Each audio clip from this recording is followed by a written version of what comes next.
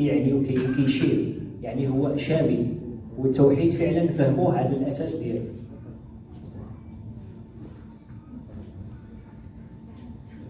Donc, pour arriver à l'objectif qui nous a été assigné, donc en tant que quelques personnes qui nous sommes rencontrées plusieurs jours pour produire une feuille de route 2020, il y a déjà quand même un travail qui avait été amorcé par certains membres du conseil d'administration. Enfin, quelques personnes se sont réunies il y a quelques mois déjà, il y avait un petit peu travaillé, et un peu beaucoup peut-être, voilà, pour certains. Et il y a eu on va dire, une structuration selon 4 pôles.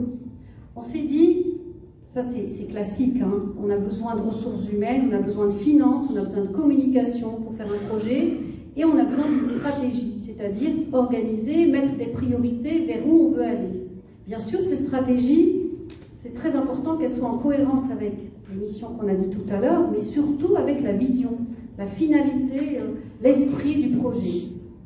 Donc on a voulu que cet esprit du projet se retrouve dans les différents pôles. Enfin, on a voulu, on a souhaité, on a émis l'intention. Est-ce qu'on est arrivé? On ne sait pas. Mais en tous les cas, c'était l'intention. Donc voilà, les 4 pôles. إذا هذا تنظيم هذا المشروع قررنا هذه المجموعه نبنيوها على 4 ديال الاقطاب ولا المجالات، نقولوا مجالات مهمه اللي تقدر كل وحده تهز يعني واحد التقل كبير ولا واحد النوع، واحد المجال مهم من العمل على هذا الشيء هذا. عفوا، ما بداش هنا، كانوا لقاءات، كانوا اجتماعات قبل ما هذا السيمينار هذا عبر سكايب ديال بزاف ديال الاشخاص، وكملنا هنايا ثلاثه ديال الجلسات، كل وحده تقريبا 4 ديال الساعات، فين حاولنا يعني نعطيو واحد الهيكله، نعطيو واحد الشكل لهذا المشروع هذا، وبنينا كما قلنا على 4 اقطاب اللي هما استراتيجيه، يعني كيفاش تكون الهيكله لهذا المشروع هذا، وتكون واحد الفكره مسبقه يعني ومحدده كيفاش غادي تكون كعمود فقري نقولوا اللي غيمشي عليه المشروع. طبعا الكيفيه يعني طريقه العمل، كيف غتكون طريقه العمل في كل المجالات لهذا المشروع هذا، وإدارة الموارد البشرية، لأنه طبعا مشروع قائم على الناس اللي غيشتغلوا فيه في جميع المجالات، ولا بد يكون يعني استقطاب كل هذه الكفاءات هذه. طبعا كل ما هو يتعلق بالتمويل، يجب تمويل، يجب مادة باش تعطي قوة لهذا وتدفع هذا المشروع هذا، وكل ما هو التواصل. Avant de rentrer vraiment dans la suite, je voudrais dire qu'il y a eu, pour découper le travail, hein, même si c'est l'unité, que tout est interdépendant, on a quand même eu besoin de suivre un petit peu une méthode. Et donc on va avoir pour chaque pôle des objectifs stratégiques, et ensuite pour chaque objectif stratégique, on a essayé de décliner quels sont les objectifs opérationnels, c'est-à-dire tout simplement qu'est-ce qu'on doit faire pour y arriver. Et on les a déclinés dans le temps. Alors, il y a une chose dont on s'est rendu compte très très vite, et d'ailleurs l'équipe technique qui a aussi participé à quelques réunions nous a beaucoup aidé à ça. On s'est aperçu que ce projet, c'est pas un projet, on va dire, pas classique. Si, il n'est pas classique. Il n'est pas classique. Il est innovant, mais plus que ça. Parce qu'en fait, il n'y a pas un objectif final qui sera atteint un jour, qu'on peut décrire de manière statique, et puis après on va faire toutes les opérations pour y arriver. Même si parfois on a entendu qu'il y aura un site internet, il y aura une production multimédia, etc. Mais c'est bien plus que ça. Il y a plusieurs modules, il y a une méthode, il y a rester dans l'esprit du projet, il y a des recherches, il y a des choses qu'on va trouver, qu'on ne va pas trouver. Donc il y aura beaucoup de choses, beaucoup de moments où il faudra revoir les choses, revenir en arrière, reconstruire. Donc on s'est dit que pour ceux qui connaissent ce qu'on appelle les méthodes agiles, qu'on utilise dans les projets et qui consistent à faire un petit bout, voir est-ce que ça a bien marché, essayer d'améliorer, puis refaire encore une deuxième version, et comme ça devient un processus qui se termine jamais. Il se termine quand juste on veut s'arrêter, ou bien quand on n'a plus les moyens. Voilà, je te laisse. إذا كل قطب من هذه 4 الأقطاب عاود قسمناه في أهداف استراتيجية، يعني عامه نقولوا، وكل هدف استراتيجي فيه داخل فيه عاود اهداف عمليه، يعني كيفاش غادي تطبق هذا الشيء، هذا الهدف. والتحدي الكبير اللي جبرنا احنا في المجموعه واللي هو داخل عاود في الاساس ديال هذا المشروع هذا، هو انه مشروع غير عادي، ماشي كالمشاريع اللي عرفناها حتى دابا، هو مشروع حي، يعني هو مشروع كيتطور وكيتغير باستمرار. اذا حتى الطريقه كيفاش غادي تبني واحد الاستراتيجيه ديالو وكيفاش غتنظمو خصها تكون كتغير، خصها تكون قابله لهذا التغيير، وحتى هي كتحول مع الوقت. لذلك هذا يعني حاولنا يعني عبر هذه الاقطار كاملين كل وحده تكون حتى هي كتمثل هذا الجوهر هذا وهذا المعنى ديال المشروع. يعني هي في كل مجال يكون كيتحس فيه هذا ما يكونش شي مجال مثلا كيحدد الروح ديال المشروع اللي هي كما قلنا كتحول باستمرار. L'objectif stratégique numéro 1 donc du pôle stratégique, on s'est dit, c'est on aimerait avoir un document, ce qu'on appelle un document de référence du projet. C'est-à-dire un document qui va décrire sa philosophie, ses missions, expliquer en détail, ensuite les méthodes qu'on va employer pour le réaliser, et puis vraiment tout ce qui va nous aider à comprendre le projet, mais aussi à le réaliser. On a appelé ça document de référence. On verra s'il s'appellera toujours comme ça. Ça ne sera pas un document figé. Il va certainement évoluer au fur et à mesure du temps. Ensuite, le deuxième objectif stratégique, c'est ce qu'on appelle une preuve de concept POC, Proof of Concept, pour ceux qui connaissent. C'est beaucoup utilisé dans les projets innovants. Avant de réaliser complètement le projet, on va d'abord faire une étude de faisabilité, puis produire une maquette pour dire, eh ben voilà, finalement, on réalise quelque chose qui montre que le concept marche. Ce concept-là qu'on a expliqué, ben finalement, on peut l'illustrer à travers quelque chose de simple qui montre que c'est possible. Ensuite, on peut réaliser des choses plus complexes. Le troisième objectif stratégique, c'est cette fameuse banque de données. Ce n'est pas une base de données, c'est une banque de données thématique qui est spécifique. Pourquoi? Parce qu'elle va contenir du texte, de la vidéo, des images, peut-être, on imagine, je ne sais pas moi, des textes anciens qu'il faudra décrypter. Donc ça sera vraiment, c'est pour ça qu'elle a été appelée banque de données, et c'est pour ça qu'elle constitue en elle-même un objectif stratégique. Le quatrième objectif stratégique qu'on a voulu mettre en avant, c'est toutes les productions pédagogiques. C'est-à-dire que l'idée, c'est que tout ce qui va être fait, c'est pas juste la juxtaposition d'informations, mais c'est de construire des scénarios qui ont du sens, qui éduquent, puisqu'on a vu que par exemple, quand on prend un personnage comme le Cheikh Al-Alaoui, on voit le jour de sa naissance, qu'est-ce qui s'est passé ailleurs. Et puis comme ça nous permet de voyager, de faire des liens comme ça entre quelque chose qui est lié à une tradition et l'universel. Et dans ces contenus, l'idée aussi c'est qu'ils soient adaptés à l'âge, hein. Toujours en clin d'œil avec l'éducation pour la culture de paix. Donc on ne fait pas la même chose pour les petits que pour les grands. إذا أول هدف عملي اللي قلنا نطبقوه هو إنشاء واحد الوثيقة يعني توجيهية للمشروع، يتفهم مزيان المشروع، يتفهموا اللي قايمين به والغير اللي سأل، يعني باش يكون واحد النظرة واضحة واخا نظرة أولية، لأنه كما قلنا كيتحول باستمرار، اللي خصها توجد في واحد المدة زمنية قريبة باش تكون كاينة واحد الفكرة يعني باينة كيفاش هذا المشروع هذا يبدا يشتغل. الهدف الثاني هو خذ الكونسيبت، واحد المصطلح اللي صعيب شويه يترجم حرفيا، ولكن نقدروا نسميوه نموذج، يعني يكون واحد النموذج للمنتوج، لان حتى المنتوج للمشروع هو منتوج يعني واسع بزاف، غادي يكونوا بزاف الانواع المنتوجات اللي غتنتج من هذا المشروع هذا. اذا يكون عندنا مجرد واحد النوع بعد منتوج واحد اللي يكون شكل، يكون يعني واحد يكون مثل باش الانسان يقدر يفهم بعد امكانيات المشروع. إذا الهدف الثالث هي أن هذا المشروع قائم على معلومات، على بحث معلومات وأنواعها يعني متعدد بزاف، لذلك يجب أن نقوم أن نجمعوا واحد البنك ديال المعلومات متعددة كما قلنا، لأن المنتوج يقدر يكون على شكل نص، يقدر يكون على شكل فيديو، صور، وكل ما يقدر يجي في الخيال الواسع ما يقدر يوصلنا في المستقبل. يعني احنا مازال نخدموا على اللي عندنا دابا، ولكن ما عرفناش في المستقبل كل الوسائل اللي تقدر تجي حتى هي تقدروا ندخلوها ونشتغلوا بها. شاء الله، وتكون طبعا خاصه بالمشروع، يعني كتنفع المشروع وكتلبي الاحتياجات ديال المشروع.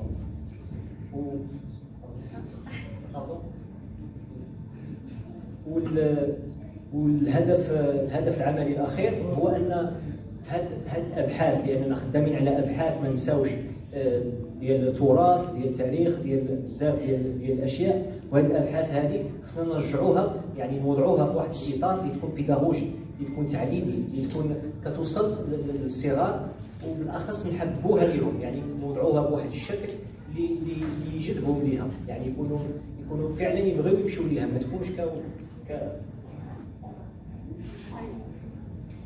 Ici, donc, ça va être pour chaque objectif stratégique, voilà, pour chaque objectif, on va voir qu'est-ce qu'on va réaliser pour les atteindre. Donc, temps 1, c'est trimestre 1, trimestre 2, trimestre 3, trimestre 4.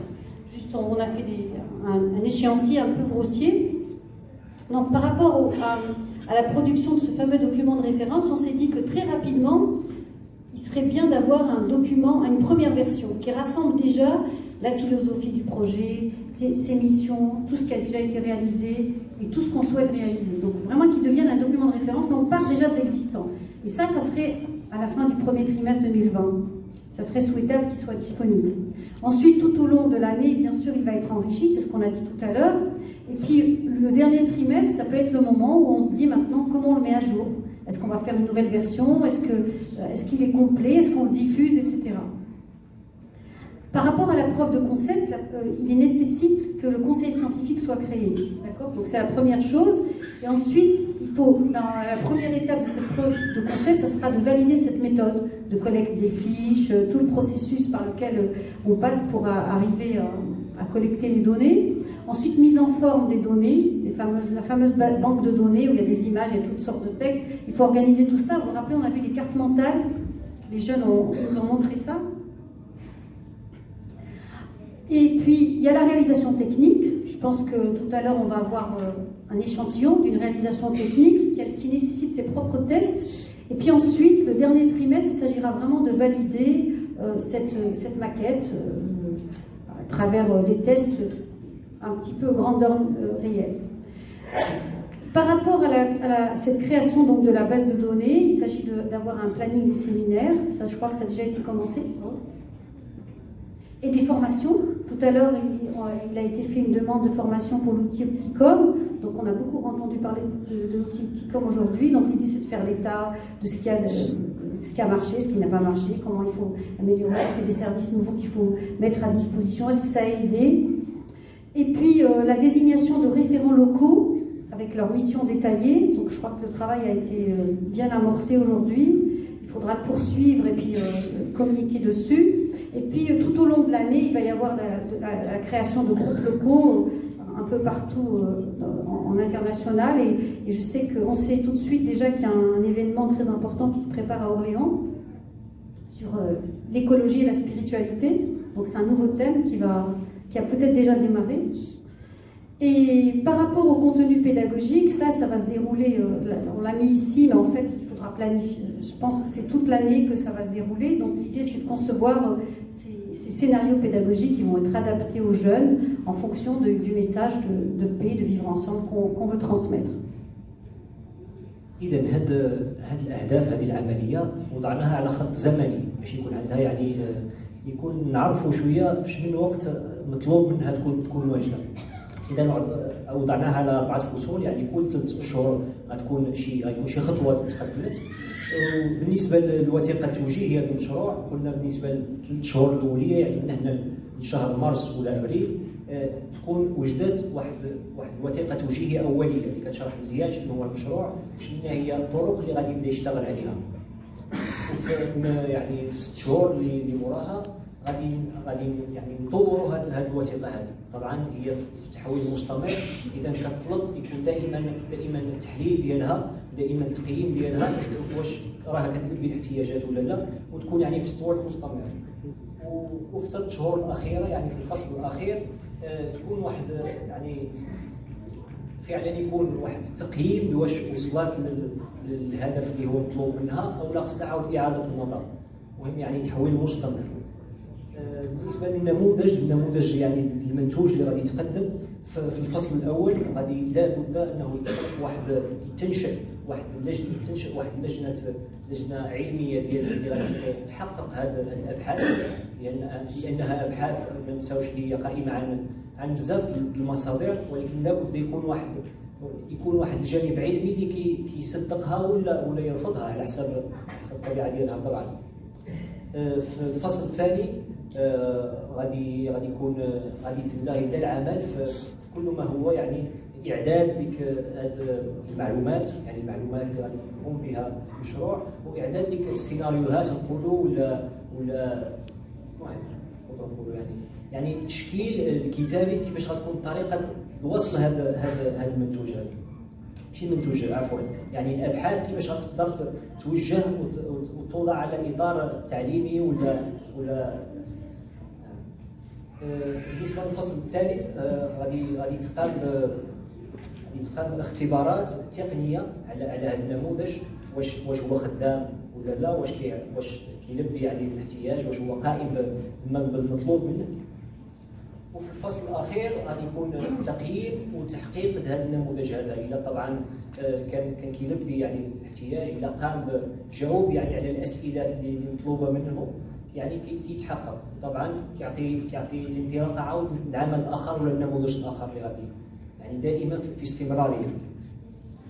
بالنسبه لبنك المعلومات الموضوعيه، يعني الهدف العملي الثالث في الفصل الاول غادي يكون تخطيط يعني السيمينارات يعني ولا الندوات ولا اللقاءات بحال هذا اللي غادي يكون فيهم ورشات العمل ويكون فيهم تبادل الافكار كما كنعملوا. ومهم يعني تخطيط السيمينارات وما هو تكوينات لا على طريقه البحث لا على الوسائل اللي غنشتغلوا بها، لان كاين واحد الوسيله سمعنا عليها بزاف هذه الايامات هذه وخصوصا اليوم اللي هي اوبتيكوم، واحد الوسيله حتى هي كتلبي يعني الاحتياج الخاص بهذا المشروع هذا اللي هو كيتطلب يكون تواصل مستمر ما بين كل المشاركين فيه. هي وسيله يعني غتكون في الانترنت كتسمح لاي واحد يوضع العمل اللي وصل ليه، واي واحد اخر عاود حسب المجموعات طبعا يقدر يراجعوا ويكون عمل مشترك. وغادي تكونوا يعني نقط محليه فيها يعني مجموعات بحث ولا مجموعات عمل محليه بزاف. يعني الهدف على المدى الطويل هو انه يكون عالمي، يكون كوني، يعني العالم كامل يقدر يكون فيه عده مجموعات كتشتغل في جميع المجالات هذا المشروع هذا. بالنسبه للفصل الثاني كاين اصلا واحد اللقاء يعني او اصلا منظم وعنده تاريخ محدود غادي يكون في اورليون ان شاء الله، هو موجه للاطفال ما بين 14 و 25 سنه، مهم شباب. وعلى حتى السنه دابا هذه طبعا كنتكلموا على السنه عفوا ما قلتهاش، على السنه 2020 يعني السنه القادمه، هذا التخطيط كامل ديال السنه القادمه.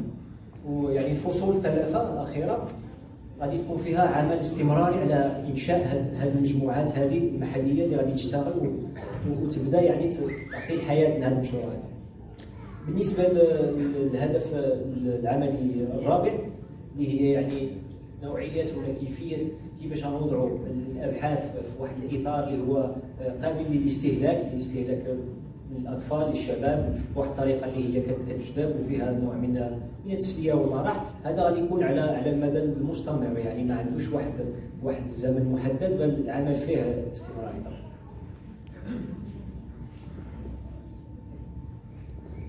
Voilà, donc là c'est juste pour aller un peu plus vite parce que je crois que le temps va plus vite qu'on ne l'imagine.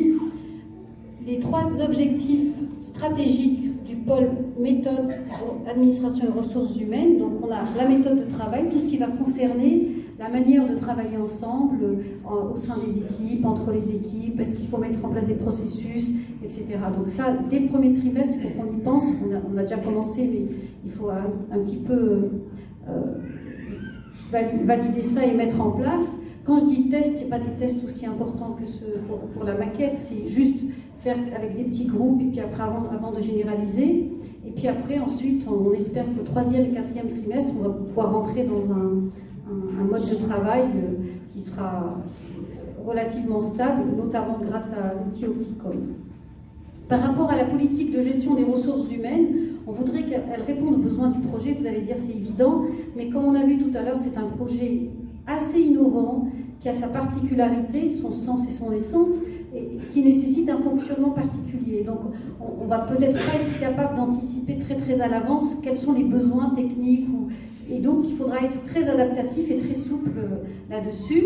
Mais cela n'empêche pas qu'il est nécessaire d'avoir un organigramme clair, fonctionnel et structurel, avec des fiches de poste qui vont décrire les besoins, ce que doit faire chacun quand il occupe une fonction.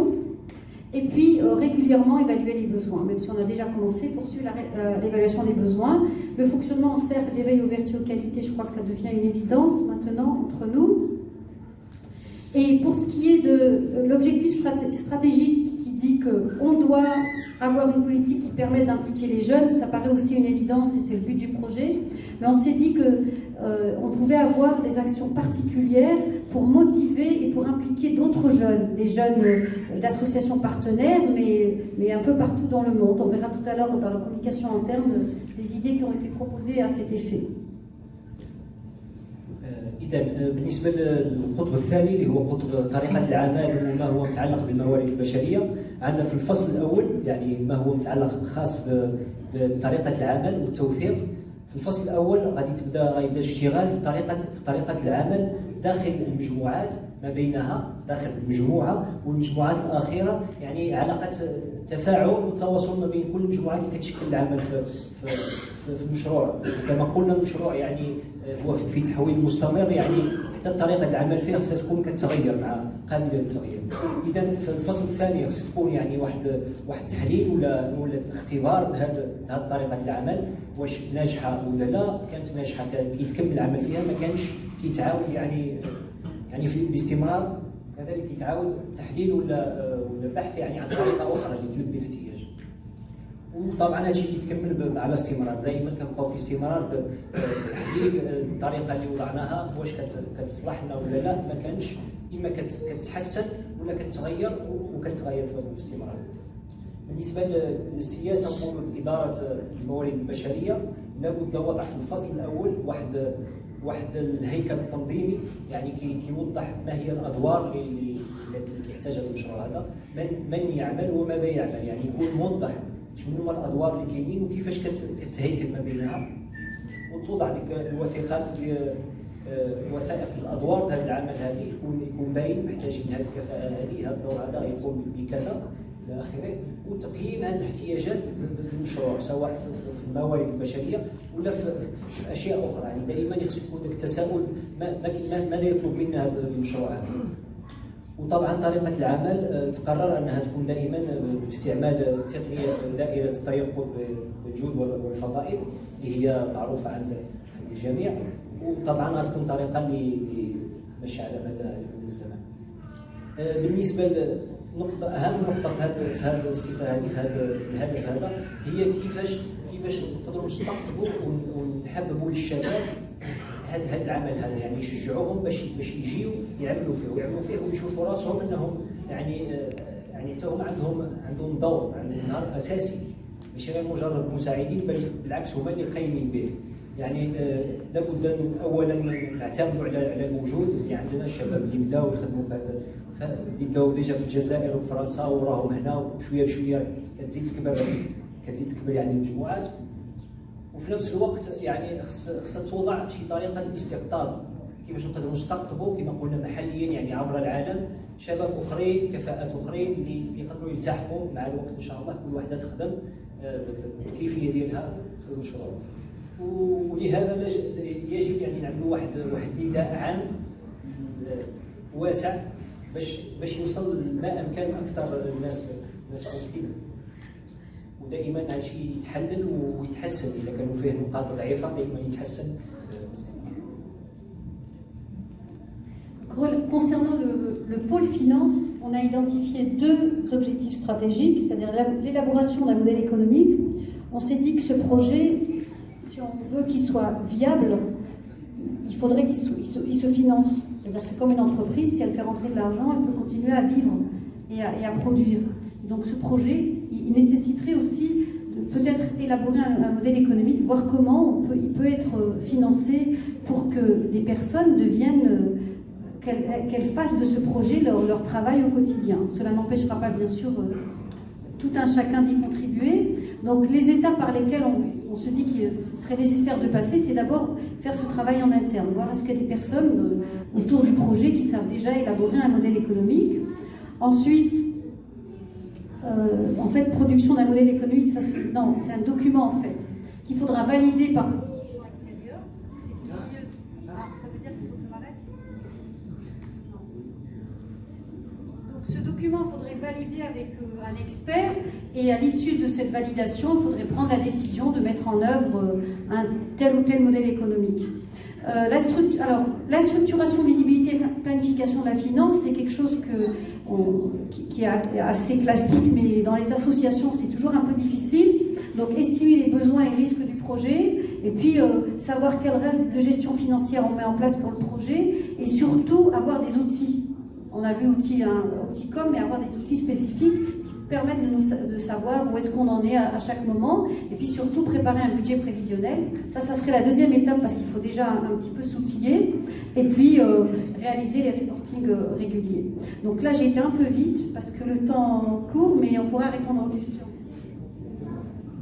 إذا القطب الثالث اللي هو كل ما يتعلق بالمادة، بالتمويل هذا المشروع هذا، لأنه طبعا يحتاج إلى مادة، يحتاج إلى موارد مادية اللي يدفعوا.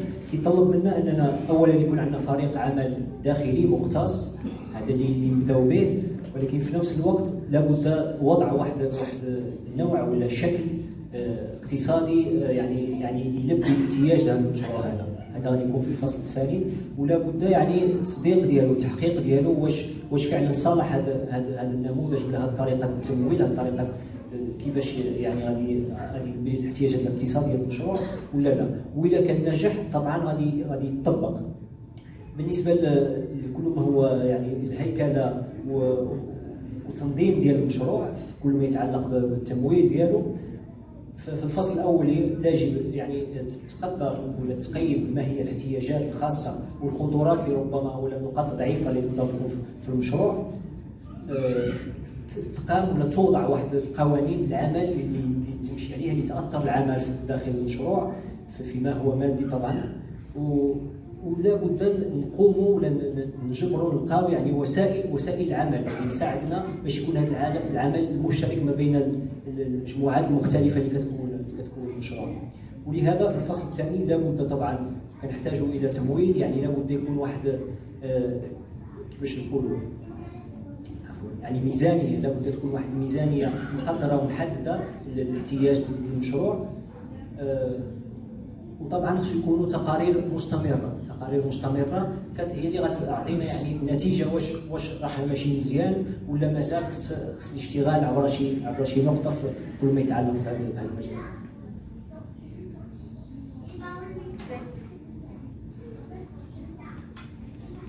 On va finir par le pôle communication. Je vais peut-être pas tout expliquer, juste donner un exemple ou deux. On s'est dit il y a la communication interne, la communication externe, et tu peux avancer. Voilà, merci. Donc communication externe et puis la communication produit. L'organigramme interne qu'on aura fait, dont on a parlé tout à l'heure, première chose à faire, c'est de communiquer à tout le monde, que tout le monde sache qui fait quoi, c'est-à-dire que ce soit fonctionnel ou structurel. Ensuite, dans un deuxième temps, on voudra informer plutôt les parties prenantes du projet, qui sont un peu plus proches. Et tout au long de l'année, la communication sur les séminaires de recherche et formation est indispensable. À chaque trimestre, on a prévu, là mes étoiles jaunes ne se voient plus, mais on a prévu qu'une réunion de mise au point, d'information générale soit organisée. La communication externe, alors là, la première chose, ce sera d'établir une stratégie de communication. Qu'est-ce qu'on communique, à qui, comment et quand? Ça, c'est les questions classiques, mais vraiment les réfléchir en fonction du projet. Et puis là, en deuxième trimestre, on s'est dit qu'il sera grand temps de monter un dossier de recherche de subvention qui sera utilisé par la finance. Et puis dans un troisième temps, prévoir des outils de présentation du projet. Quand on voudra parler du projet, il faudrait qu'on ait des outils adaptés, qui soient simples, attrayants, qui donne envie. Et puis enfin, la campagne de presse pour le lancement du produit, de la maquette qui aura été produite. Il faudra penser à un dossier de presse, etc. Et puis enfin, tout ce qui est environnement graphique, charte graphique, logo, documentation relative au produit, promouvoir le produit, etc. القطب الاخير والرابع اللي هو يدور حول يعني اعلام ولا تبليغ بهذا المشروع هذا، يعني كل ما عنده علاقه بالتواصل، وهذا طبعا مهم بزاف.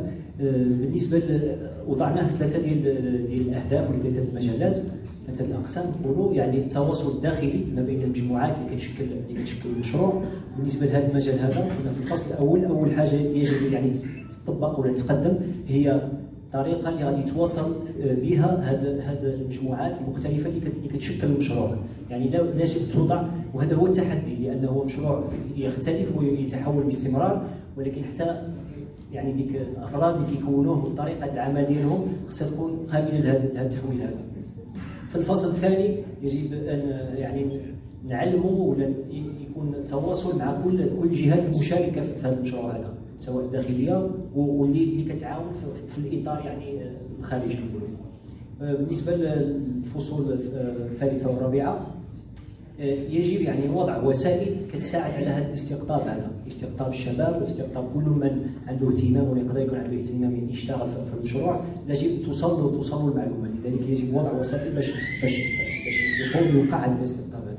وطبعا التواصل خصو يدوم على المدى الطويل، يعني ما عندوش وقت محدد، يعني بالاخص ما يتعلق بالسيمينارات والابحاث كيف مشى غادي يكون على المدى الطويل. بالنسبه للتواصل الخارجي خص تكون واحد الاستراتيجيه للتواصل اللي كتوضع يعني فكره باينه ومحدده كيفاش غنبلغوا على هذا المشروع هذا للغير، كل من هو مهتم ولكن يكون ماشي ما مشاركش في الاول في المشروع. ويجب وسائل لتقديم هذا المشروع هذا كذلك. بالنسبه للفصل الثاني يجب وضع واحد ملف بحث على التمويل، يعني حتى هو خصو يتوصل، خصو يتبلغ عليه، يعني يتلونسا، يعني نقولوا يعني يخرج يعني للخارج انه النداء يكون نداء اننا محتاجين جميع انواع التمويل اللي تقدر تجي تساعد المشروع. ويجب وضع وسائل عود لتقديم المشروع لكل ما هو وسائل الاعلام ولا كل من هو مهتم، يعني سواء في الفيديو ولا باي طريقه، طرق اللي تساعد باش تبلغ بالمشروع. ويجب وضع طبعا في الفصل الاخير واحد حمله صحفيه رسميه ديال ترويج هذا المنتوج هذا. بالنسبه للهدف الاخير اللي هو التواصل التبليغ بالمنتوج الخاص، اللي هو يجب وضع يعني واحد نعطيوه الشكليه ديالو ولا كل ما عنده علاقه بالبيان، يعني اللوغو والشكل كيف غادي يكون، الشكل الاحاد، الشكل الرمزي يعني الصوري، ويكون توثيق على المنتوج. Pour conclure, on vous a présenté ce qu'on a appelé une feuille de route un peu globale. Maintenant, pour la mettre en route, on s'est dit qu'il faudrait quand même que quelques personnes essayent de suivre dans un premier temps, voir comment on va pouvoir travailler ensemble pour la mettre en œuvre. Donc voilà, on n'a pas été dans les détails de mettre des noms précisément.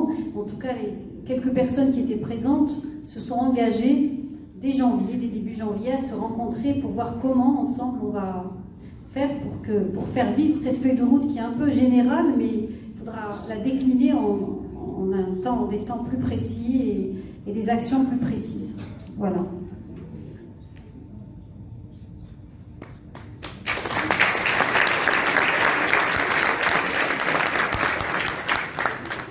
ما هو يتعلق بالهيكل التنظيمي مازال ما هوش يعني مرسم. كاين اقتراحات، كاين ناس اقترحوا انفسهم يعني خذوا المبادره انهم يشاركوا، واصلا في يناير كاين واحد الاجتماع غادي يتقام باش يستمر هذا العمل هذا يعني تنظيم المشروع ولا اعطاء هيكله له باش يقدر يستمر عبر الوقت ويكون شي حاجه ثابته يعني ملموسه.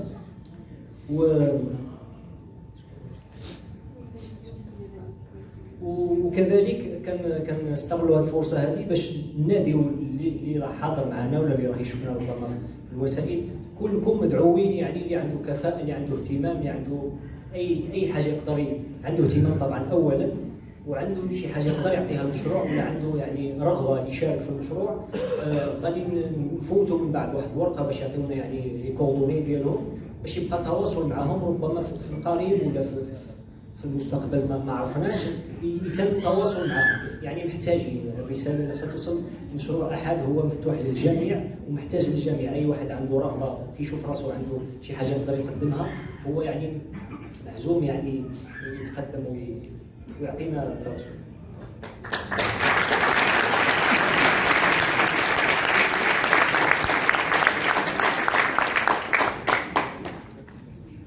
شكرا.